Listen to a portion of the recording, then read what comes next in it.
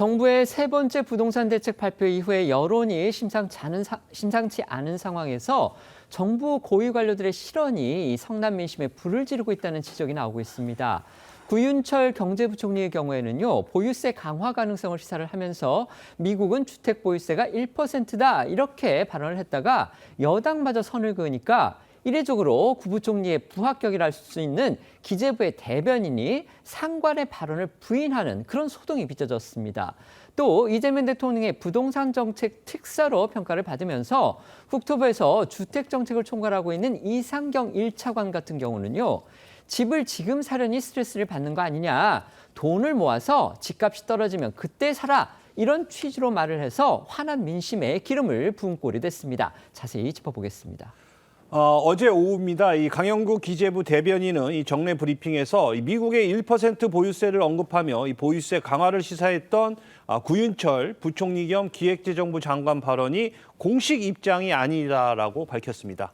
앞서 구 부총리는요, 현지 시간으로 19일 미국 워싱턴 DC에서 열린 기자간담회에서 미국처럼 재산세를 평균 1% 매긴다고 치면 집값이 50억이면 1년에 5천만 원씩 보유세를 내야 하는데 연봉의 절반이 세금으로 나간다면 버티기 어려울 것이라면서 보유세를 강화하는 이 세제 개편안을 시사했고, 구 부총리의 이런 발언은 이 정부가 종부세 등 이 보유세를 강화하는 방향으로 가닥을 잡는 거 아니냐는 해석을 낳았습니다.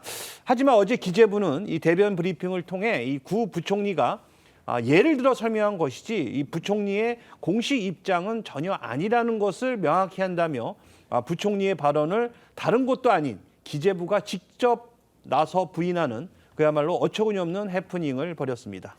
여당마저 내년 지방선거에 미칠 악영향을 우려해서 이 보유세 강화에 미온적인 반응을 보이고 있죠. 이러니까 저렇게 기재부가 서둘러서 진화에 나섰다는 해석이 나오고 있습니다. 하지만 그 과정에서 이 장관의 발언을 그 부처의 대변인이 부인하는 정말 코미디 같은 상황까지 벌어지면서 정부 대책에 대한 신뢰를 더욱 떨어뜨린 게 아니냐, 이런 지적이 나올 수밖에 없습니다. 네, 지난 19일 구 부총리의 이 보유세 1% 발언 직후 민주당에선 논의한 적이 없다. 이 보유세라는 수단은 어설픈 정책이다라는 말들이 나왔습니다. 이 보유세 강화에 대한 여당의 부담이 그대로 나타나는 반응들이었는데요.